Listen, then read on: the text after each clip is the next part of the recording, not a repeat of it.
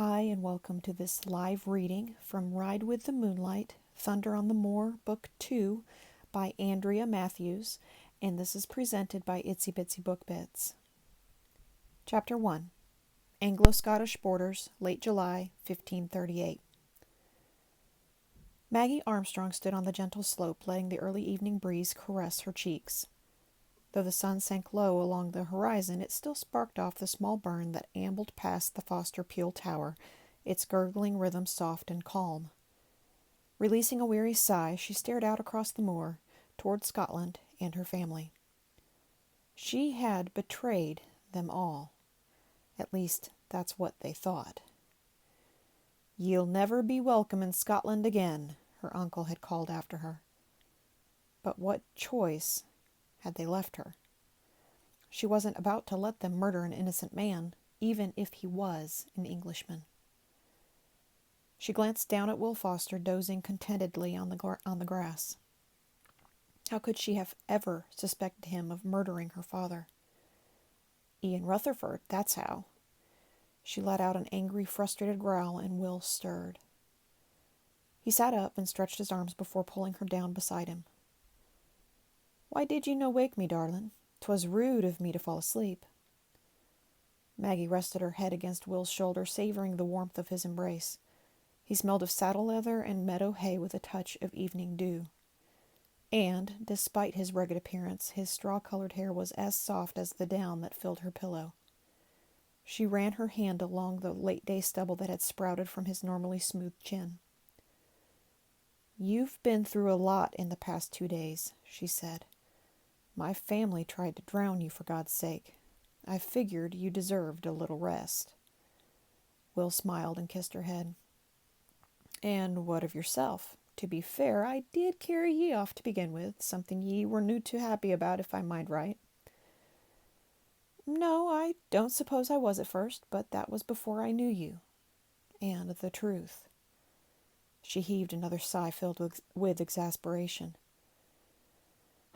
"How could I have been so stupid and naive?" Will tightened his arms around her, resting his chin on the top of her head. "Ye cannot blame her yourself for believing in Rutherford's lies. He's a wicked creature, that one, with a silver tongue.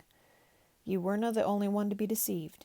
Even your Uncle Geordie believed him, and he's a canny old fox, or so me brother Walt says." I guess." She leaned deeper into Will's embrace, willing herself to relax and enjoy the moment. Yet, even as she did, she could sense the tension in Will's shoulders. Reaching up, she touched his cheek. "What's wrong? And please, don't tell me nothing." Will chuckled. "Not for ye to be fashing yourself o'er. Me kin will see to it." Maggie sat up, turning so she could face him. His expression might not give anything away, but those stunning blue-gray eyes were another story. "There's no way my family could regroup and attack this soon, is there?" "I reckon not even Geordie Armstrong could manage that." Will laughed, a deep, pleasant rumble that sent warm ripples down Maggie's spine despite her apprehension. "God's teeth, lass, ye left them to walk home in their stocking feet." "I did, didn't I?" Maggie leaned back against Will's shoulder once more, feeling quite proud of herself for thinking of a way to keep her kin from following them, at least for a while. But the more she imagined her uncle trudging bootless through the moors, the less comical she found it. "They will come for me eventually, though, won't they? And then what will they do? Hang me, or worse yet, wed me to Ian Rutherford?" Will pulled her hair back and nuzzled against her neck, leaving soft kisses and causing a tingling sensation to travel all the way down to her toes. "Neither, if I'm still breathing," he said, "for I'd die afore I let them take ye." Maggie snuggled closer, allowing the warmth of his body to soothe and comfort her once more. She had no doubt he meant every word he said. Perhaps that was what worried her so. There was a way out, though, a secret she'd shared with only one other. Now, if she could just get Will to believe her. "We could go away from here," she said. "Leave the borders?" He sat up, gently nudging Maggie around so he could gaze into her eyes. "But this is me home. I've land here and an income to keep us, not to mention me kin. He stood up, taking a few steps away before turning to face her once more. "And where do you reckon we go?" Maggie watched as the small burn tumbled over rocks and pebbles, splashing its way past each obstacle. Back to the 20th century, of course. How she wanted to say the words, but he'd surely think she'd gone mad. Instead, she gave him the only answer she could. "Perhaps we could go down to Lancashire. If she could get him to agree to that, she could take care of the rest later. Of course, first she'd have to locate the amulet and the chest. If only her father hadn't died, none of this would be happening." A tear trickled down her cheek, and Will bent down beside her, wiping it away. "We'll go wherever ye want, lass, but there's no need to fret over it now. Geordie's no fool enough to tack again. No yet, anyway. He'll wait and file a bill against us with the warden. By then, me da will have made a petition of his own. Let's bide a bit and see what happens, eh?" Johnny Hetherington mounted his pony and snickered to himself. "So, Bonnie, Will Foster thought to keep that Armstrong wench for himself, did he? Just like the filthy scoundrel, using his sweet tongue to charm the lass into believing it was him she wanted." Johnny never did understand what the local maid saw in the Foster pup in the first place, and now this Scottish whore went so far as to betray her own surname and run away with him. The thought almost made him want to spew up his dinner, and that would be a waste. Auntie Betty did her put out a fine meal, even if she was mother to that pack of scurvy dogs. Casting a quick glance across the glen, he spied Will and Maggie kissing and clapping down by the burn. The sight of the auburn-haired wench caused him to shift in his saddle. God, she certainly could get a rise out of a man. No wonder Ian Rutherford had laid claim to her. Without a doubt, he and the Armstrongs would be riding against the Fosters before long, intent on taking the hussy back, whether she wanted to go or not. Will might even end up with an arrow feathering itself in his wame, but Johnny had no intention of leaving it to chance. He had other plans for Bonnie Will and his Scottish whore. If he couldn't sample her wares himself, letting Ian have her would be the next best thing. Lord, the foul swine might even let him have a go when he'd finished with her. Tipping his head in Walt Foster's direction, Johnny spurred his hobbler and rode out the Barbican gate toward home. He could hardly suppress the laugh that was growing in his belly. Walt thought he was so smart, always watching over his younger brothers, keeping one step ahead of everybody. Well, not this time, cousin. As soon as he was out of sight, Johnny made a quick change of direction. Instead of continuing toward home, he circled back and rode east, across the rich green valleys and windswept peaks that led to the coast and the deputy warden, John Widrington. Geordie Armstrong clenched his fists as he rode through the Barbican gate, his men straggling in behind him. After walking for nearly 5 hours in his hose, his feet were sore and his face burned from a combination of anger and embarrassment. Seeing his horse grazing in the grass just outside the tower walls did nothing to alter his temperament either. God's nails! That Maggie had been nothing but trouble since she and her brother had returned to Scotland. If she'd been his daughter, he'd have given her a good thrashing, but 25 years or so down in Lancashire had softened Rabbie. And what did it get him? Now he was gone, a knife to the back, and his daughter had run off with the very man responsible. "Innocent me arse," his toe poked through his hose, and he swore. "The pox on the lot of them, me niece included." "What's that, brother?" Andy asked as they approached the Barbican wall, but Geordie just growled and stormed through the gate. "Loved be God!" His wife Emma came running into his arms, tears streaming down her face. "We thought ye all dead, what with the hobblers returning and all, and nocht left us here but a few wee lads to send after ye." She pushed back from Geordie and slapped him across the chest with her dish towel. "What were ye thinking, ye great muckle oaf? I was of a mind to get me and the lads home before dark." Emma paid him no notice and continued her tirade. "And where in the name of the Almighty are ye brutes?" "At the bottom of the Esk, Ma," Alistair said, his face turning a bright crimson when Geordie glanced in his direction. "In the river?" Emma turned on to her son. "Why on earth?" "Maggie made us do it," he said. "Right afore—" "See to the horses, lad." Geordie clenched his teeth. The wee fool never did know when to keep his gob shut. Emma turned the full force of her gaze back to Geordie. "Right afore what, Geordie Armstrong? Laird of the clan or no, I'll be wanting an answer. And where's our Maggie? Did you no rescue her from the clutches of them Fosters, then?" Aye, we rescued her right enough. Ian Rutherford stepped forward, his green eyes flashing with fire. Had that Will Foster, too. But when we stopped to give the scoundrel a bit of Jedburgh justice, the wee trollop turned on her own kin to save his life. What's the lad talking about?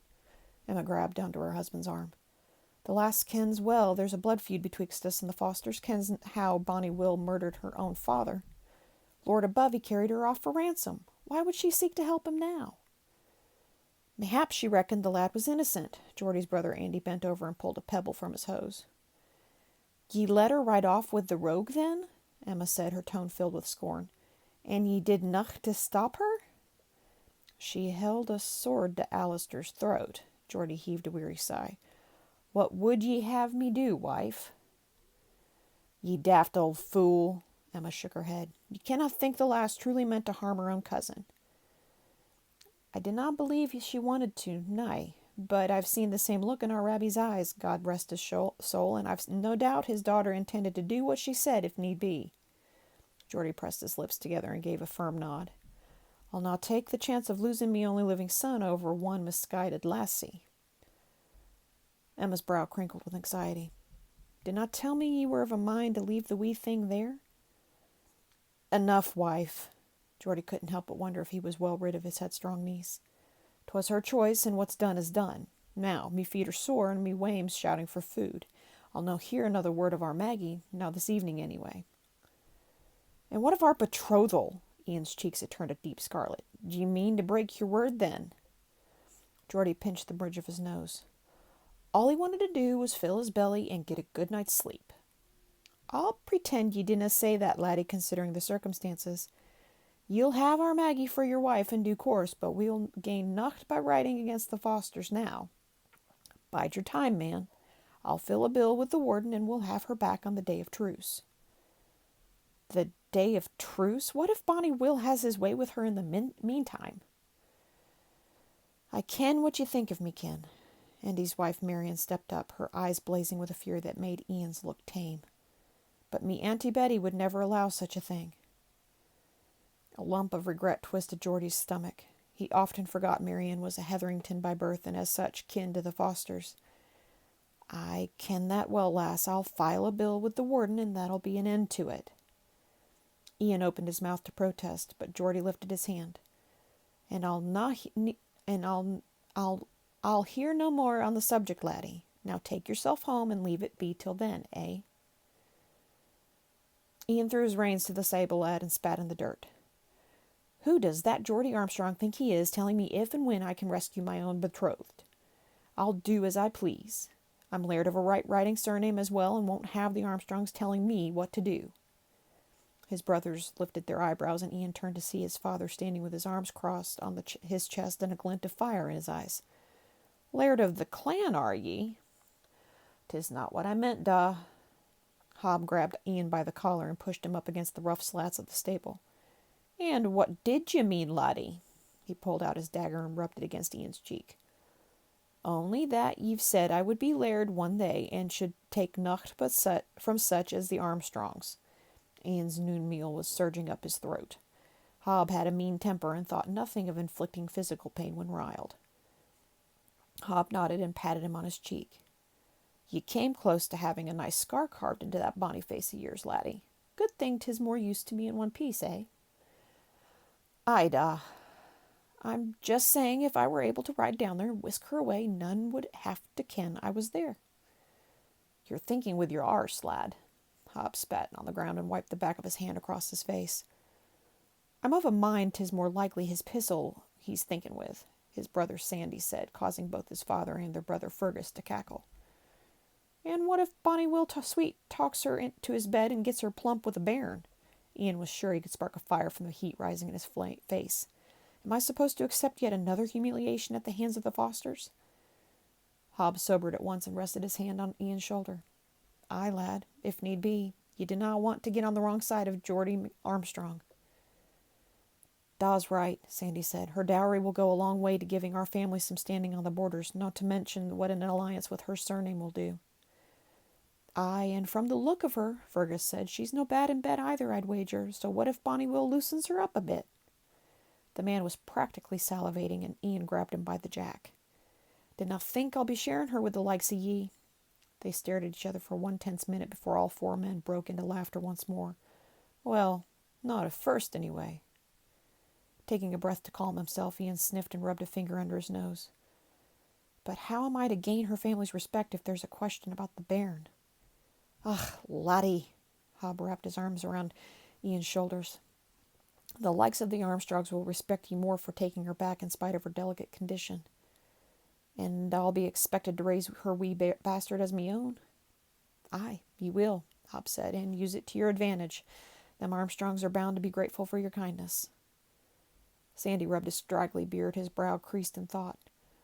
"Or old Geordie might decide having them Fosters as allies might no be such a bad idea. After all, 'twas a time they thought nocht of intermarrying with the swines."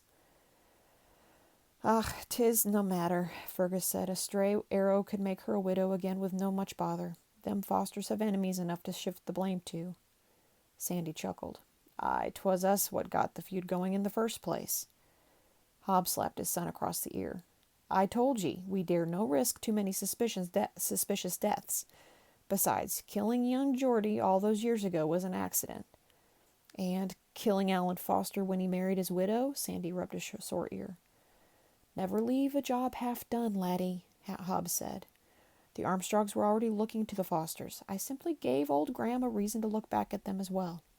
A casual word here and there, and the rest took care of itself." "But if Bonnie Will should die under mysterious circumstances," Ian said. "Aye," Hob nodded. "'Tis us they'd look to first thing, and we've neither the men nor the coin to haud off such a force. And so, if the wee whore is carrying a bairn, you'll accept the bastard as your own, like it or no." "If that's the case," Ian said, "ye might not have to wait long after the wedding for a go at the wee tart, Fergus." "I care no what ye do once the deal is sealed by the church," Hob said. "She's your property then, and if she threatens to tell her family, ye can beat her into submission." "Or maybe give her a bit of what I gave Annie Foster, eh?" Ian chuckled to himself. "As ye like," his father said. "Besides, think of the pleasure you'll take in making sure Bonnie Will kens ye not only took his woman, but his bairn as well." "Aye," Ian said, "and I'll make sure the wee bastard grows up despising his true father, just as much as I do."